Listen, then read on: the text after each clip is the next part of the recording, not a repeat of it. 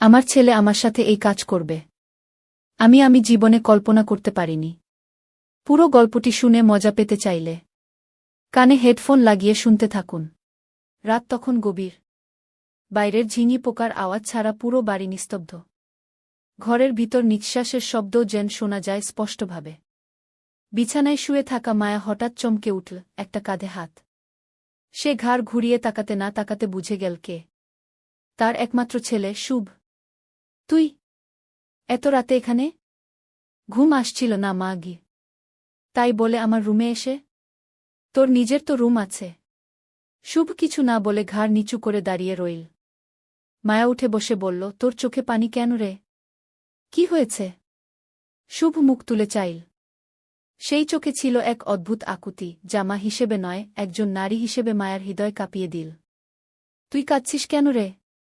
তুই মা না, আমার সব। কিন্তু আজ আমি তোর মুখে একটা কথা শুনতে চাই। শুধু একবার বলবি, আমি তোর গু। মায়া থমকে গেল। কি বলতে চায় শুভ সে জানে না, কিন্তু তার দৃষ্টিতে আজকের সেই ছেলেটা যেন আর শুধুই ছেলে নয়, যেন কেউ এমন কিছু চায় যা সমাজে বলা যায় না, ভাবা যায় না। রাত গড়াতে থাকল। অন্ধকার ঘরে দুটো নীরব নিঃশ্বাসের মাঝে জন্ম নিতে লাগল এমন এক বন্ধন, যা মায়া কোনোদিন কল্পনাও করেনি। তুই কি জানিস এই কাজটা করলে কত বড় পাপ হবে? পাপ যদি ভালোবাসা হয় মা, তবে আমি সেই পাপে ডুবে যেতে চাই। তোর মাঝে হারিয়ে যেতে চাই চিরতরে। মায়ার চোখ বন্ধ হয়ে গেল। তার শরীর কাঁপছিল, কিন্তু মন আরও বেশি কাঁপছিল, ভয়, লজ্জা আর এক অজানা টান, যেটা ছিল সমাজের চোখে অন্ধকার, কিন্তু তাদের ভিতর এক গভীর সত্য। রাতটা যেন আর শেষ হতে চাচ্ছিল না। ঘরের বাতাস ভারী হয়ে উঠেছে, চারপাশে এক অজানা উত্তেজনা। মায়া বিছানার এক কোণে সরে গিয়ে বসে পড়ল, গায়ের চাদর শক্ত করে জড়িয়ে ধরেছে। শুভ ধীরে ধীরে এগিয়ে এল তার দিকে, মাথা নিচু, কাঁধ কুঁচকে, যেন নিজেকেই ঘৃণা করছে। তুই জানিস তো এটা স্বাভাবিক না গি? জানি মা, জানি। কিন্তু তোর পাশে এলেই সব ভুলে যাই। তুই শুধু মা না, তুই আমার সব। এমন কিছু যা আমি বুঝিয়ে বলতে পারি না গি। মায়া চোখ বন্ধ করল। তার বুকের ভেতর যেন হাজারটা ঢেউ ধাক্কা খাচ্ছে। একদিকে সে একজন মা, যার জীবনের অর্থ তার সন্তান। আর অন্যদিকে তার শরীরের প্রতিক্রিয়া, মন যা চায় সেটাও তো সে অস্বীকার করতে পারে না। শুভ চুপচাপ তার সামনে বসে পড়ল। একটা সুযোগ দে মা, আমি তোকে কষ্ট দিব না। আমি শুধু একবার তোর কাছে থাকতে চাই। শুধু তুই আর আমি, এই অন্ধকারে। কেউ জানবেও না গি। মায়ার চোখ বেয়ে জল পড়তে লাগল। এই সম্পর্ক যদি সামনে আসে, সমাজ কি বলবে? এই ছেলেটাকে কি সে চিনত না এতদিন? তার বুকের দুধ খেয়ে বড় হওয়া সেই সন্তান এখন তারই শরীর চাইছে। একটা মুহূর্ত, একটা নিঃশব্দ রাত, আর তার ভিতরে গড়ে উঠল এমন এক সম্পর্কের ভিত্তি, যা কোনো নামের মধ্যে ফেলা যায় না। তারা কেউ কিছু বলল না আর। চুপচাপ ঘর নিস্তব্ধ। শুধু জানালার বাইরে ভোরের কুয়াশা আস্তে আস্তে নামতে শুরু করল, যেন আড়াল করতে চাইছে সেই পাপ, সেই প্রেম, যা আজ জন্ম নিল এই ঘরের মধ্যেই। সকাল হতেই যেন ঘর জুড়ে এক অজানা ভার। মায়া আয়নার সামনে দাঁড়িয়ে চুল আঁচড়াচ্ছিল, কিন্তু চোখে ছিল আতঙ্ক। শরীরের প্রতিটা অনুভূতি যেন চিৎকার করে তাকে মনে করিয়ে দিচ্ছে গত রাতের গোপন ঘটনা।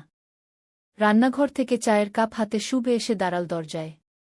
তার চোখে কোনো ভয় নেই, বরং ছিল প্রশান্তি, একটা চাওয়া পূরণের পরের প্রশান্তি। চা করে এনেছি মা, তুই একটু বস না গি। মায়া থমকে গেল। এই কথাটা আর বলিস না। মা বললে ভিতরটা ছিঁড়ে যায়। শুভ চুপ করে গেল। তারপর ধীরে ধীরে বলল, তাহলে কি বলি? নাম ধরে ডাকব? না, তাও পারব না। তুই আমার ছেলে, এটা আমি কোনোদিন অস্বীকার করতে পারব না গি।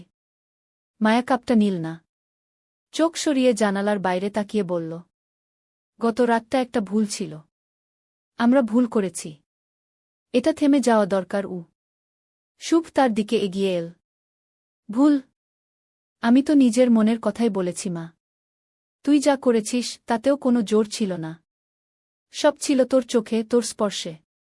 আমি শুধু নিজের অনুভূতি প্রকাশ করেছি। মায়ার শরীর কেঁপে উঠল। সে জানে শুভ যা বলছে তা মিথ্যে নয়। কিন্তু এভাবে দিনের পর দিন চললে একদিন না একদিন বিপদ আসবেই। কারো চোখে ধরা পড়বে। কিন্তু তারপর যা হলো তাতে মায়া নিঃশ্বাস বন্ধ করে দাঁড়িয়ে রইল। শুভ ধীরে ধীরে তার পেটের দিকে তাকিয়ে বলল, তুই আজ সকাল থেকেই বমি করছিস। তোর মুখ কেমন ফ্যাকাশে। মা, তুই ঠিক আছিস তো? মায়া কিছু বলল না। তার মনে সন্দেহ জেগে উঠেছে। তাকে কি সেই রাতের পর শরীর কিছু বলতে চাইছে? একটা অজানা ভয় গলা আটকে দিল। যদি সত্যি কিছু থেকে যায় তার শরীরে, তবে কি? সে এখন শুধু একজন মা নয়, বরং নিজের ছেলের সন্তান গর্ভে বহন করছে। মায়া আয়নার সামনে দাঁড়িয়ে নিজের মুখটা ভালো করে দেখল। চোখের নিচে কালি, ঠোঁট শুকনো, আর শরীরটা যেন হঠাৎ ক্লান্ত হয়ে গেছে। গত কয়েকদিন ধরে সে অস্বাভাবিক রকম বমি করছে। রোদের দিকে তাকালেই মাথা ঘোরে। ভেতরে ভেতরে ভয়, আরেকটা নাম না জানা অস্থিরতা। শুভ তাকে কিছু বলতে চাচ্ছে, কিন্তু মায়া এড়িয়ে যাচ্ছে। রান্না করছে, জামাকাপড় ধুচ্ছে, যেন সবকিছুতেই ব্যস্ত থেকে নিজেকে ভুলিয়ে রাখার চেষ্টা। কিন্তু এক সকালে যখন সে বাথরুম থেকে বের হয়ে দরজার পাশে দাঁড়াল, হাত দিয়ে দেয়াল চেপে ধরে দাঁড়াতে হল। বুক ধরফর করছে, কপালে ঘাম। শুভ দৌড়ে এল তার কাছে। মা, কি হয়েছে তোর? আমি ঠিক আছি। কিছু না। গরম লেগেছে কি? কিন্তু শুভ আর চুপ করল না। সে সোজা গিয়ে একটা প্রেগন্যান্সি টেস্ট কিট কিনে আনল। মায়া চমকে উঠল। তুই পাগল হয়ে গেছিস? এটা কেন আনলি? কারণ আমি নিশ্চিত তুই গর্ভবতী মা গু। এই কথাটা শুনেই যেন তার পায়ের নিচ থেকে মাটি সরে গেল। সে কাঁপতে কাঁপতে বসে পড়ল বিছানায়। বুকের ভিতর থেকে একটা চাপা কান্না বের হয়ে এল। এ কান্না লজ্জার, পাপের, আর এক ভয়ঙ্কর সত্যের। দুপুরবেলা চুপচাপ নিজের ঘরে বসে মায়া কিট ব্যবহার করল। 5 মিনিট পর ছোট্ট স্টিকটায় 2টি লাল দাগ স্পষ্ট হয়ে উঠল। তার মাথা ঘুরতে লাগল। না, না, এটা হতে পারে না গি। কিন্তু চোখের সামনে সেই সত্যটা চিৎকার করে বল, তুই এখন নিজের ছেলের সন্তান গর্ভে ধারণ করেছিস গু। দরজার বাইরে দাঁড়িয়ে থাকা শুভ ধীরে ধীরে বলল, এটা ঈশ্বরের ইচ্ছা মা। এটা পাপ নয়। এটা আমাদের মিলনের প্রতিফল। মায়ের মাথা নিচু। এই পৃথিবী তাকে এখন কোথায় নিয়ে যাবে সে জানে না। কিন্তু একটা কথা সে বোঝে, এই সন্তানের জন্ম একদিন হয়তো পুরো পৃথিবীকে কাঁপিয়ে দেবে। সেই রাত থেকে মায়া যেন আর আগের মতো নেই। সে চুপচাপ গভীর ভাবনায় ডুবে থাকে, নিজের শরীরটাকে যেন অপরিচিত মনে হয়। আর শুভ, সে যেন উল্টো আরও বেশি আত্মবিশ্বাসী হয়ে উঠেছে। মাঝে মাঝে মায়ের পেটে হাত রাখে, হাসে, বলে, আমাদের সন্তান। ওকে আমি চোখে দেখার আগেই ভালোবেসে ফেলেছি মা গি। মায়া ভয় পায়। এই ছেলেটা যে একদিন তার বুকের দুধ খেয়ে বড় হয়েছে, আজ সেই বলছে, তুই শুধু আমার মা না, তুই আমার স্ত্রী। আমাদের একটা পরিবার হচ্ছে গি। মায়া রাতে ঘুমাতে পারে না। একদিন আয়নার সামনে দাঁড়িয়ে নিজের পেটের দিকে তাকিয়ে বলল, তুই কি সত্যিই আমার শরীর থেকে জন্ম নিবি? আমি কি তোর জন্য প্রস্তুত? তার চোখে জল। তার ভিতরটা পুড়ছে, পাপবোধ, ভয়, সমাজের চোখ, ভবিষ্যতের ছায়া। একদিন দুপুরে পাশের বাড়ির নাসরিন খালা এল ঘুরতে। সে অবাক হয়ে জিজ্ঞেস করল, কি রে, মুখ এত শুকনা কেন? কেমন জানি মোটা মোটা লাগছিস। মায়া অস্থির হয়ে উঠল। হাসতে গিয়ে গলা কেঁপে গেল। না না, এই গরমে শরীর খারাপ কো। কিন্তু শুভ পাশে বসেছিল। সে হঠাৎ বলল, খালা, আপনি জানেন তো মা এখন একা না। তার ভিতরে নতুন কেউ আসছে গু। নাসরিন খালা তো চমকে উঠল, মায়ের মুখ রক্তহীন। সে হাসি চেপে বলল, ও কি বলছে? পাগলামি করছে গি। সেদিন সন্ধ্যায় মায়া শুভকে ধমক দিয়ে বলল, তুই কি পাগল? এসব কথা মুখ দিয়ে বেরোলে আমরা শেষ। শেষ? আমি তো শুরুতে বিশ্বাসী মা। তুই আমার আর আমি তোর, এটা মানলেই সব সহজ। আমরা পালিয়ে যেতে পারি এমন জায়গায় যেখানে কেউ আমাদের চেনে না। না তুই মা, না আমি ছেলে গু। মায়া থমকে গেল। শুভ এখন সত্যিই বদলে গেছে। সে আর সেই ছোট ছেলেটা নেই। সে এখন একরকম পুরুষ, এক অদ্ভুত ভালোবাসার দাবি নিয়ে দাঁড়িয়ে আছে। মায়া জানে এই গর্ভের ভার শুধু শারীরিক নয়। এটা তার সমস্ত সত্তাকে ভেঙে দিচ্ছে। এখন সামনে শুধু 2টা পথ। চিরতরে পালিয়ে যাওয়া, অথবা নিজের সন্তানকে হারানো। রাত তখন গভীর। ঘরের ভেতর আলো নিভে গেছে, কিন্তু মায়ার চোখে ঘুম নেই। বিছানার এক পাশে বসে সে একটা ছোট ট্রলি ব্যাগ গোছাচ্ছে। জামাকাপড়, কিছু টাকা, আর শিশুর জন্য এক জোড়া ছোট জুতা, যেটা সে বহুদিন আগেই কিনে রেখেছিল শুভর জন্য, এখন সেটা থাকছে নতুন আরেক সন্তানের জন্য। তুই ঠিক করেছিস? শুভ ধীরে ধীরে দরজা বন্ধ করে তার পাশে এসে দাঁড়াল। আমি তোদের কারো মুখে আর চোখ তুলে তাকাতে পারব না। ঘি মায়ের গলা কাঁপছে। শুভ তার হাত ধরল। তুই একা না মা, আমি তোকে নিয়ে পালাব। আমরা নতুন এক জগৎ গড়ব, যেখানে কেউ আমাদের প্রশ্ন করবে না। সেখানে তুই শুধু আমার, শুধু আমার প্রেমিকা, আমার সন্তানের মা। গিউ মায়ের চোখে জল টলমল করে। শুভ তাকে আগলে ধরে পেটে হাত রাখে। ও এখন আমাদের ভিতরেই আছে মা। এটা তো শুধু একটা বাচ্চা না, এটা আমাদের ভালোবাসার প্রতীক। মায়া জানে এই ভালোবাসা কেউ মেনে নেবে না। কেউ বলবে না তাদের এই সম্পর্ক সঠিক। কিন্তু সে আর পিছিয়ে যেতে চায় না। সে একজন নারী যে ভালোবাসতে চায়, এবং মা যে নিজের সন্তানকে বুক দিয়ে আগলে রাখতে চায়। এখন সে সেই দুই পরিচয়ের মাঝখানে এক অসম লড়াইয়ে জড়িয়ে গেছে। পালানোর দিন ঠিক হল আগামী শুক্রবার রাতে। বাসস্ট্যান্ডের পাশের সেই পুরনো হোটেলেই তারা উঠবে আগে।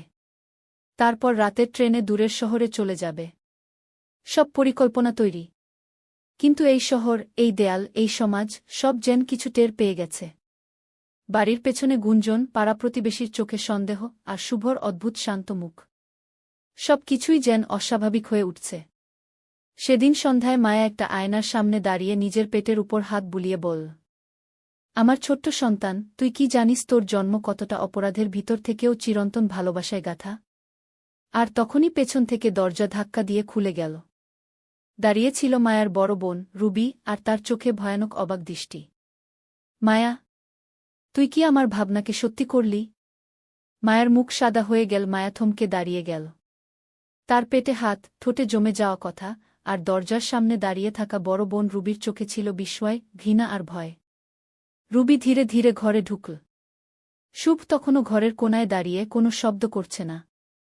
মায়া, তোর মুখে আমি নিজের কানকেও বিশ্বাস করতে পারছি না। বল, এই ছেলে, তোর পেটে যে বাচ্চা, তার বাবাকে? মায়ের ঠোঁট শুকিয়ে গেছে। গলা দিয়ে শব্দ বের হয় না। শুভ এগিয়ে এসে নিজেই বলল, আমি সেই বাচ্চার বাবা।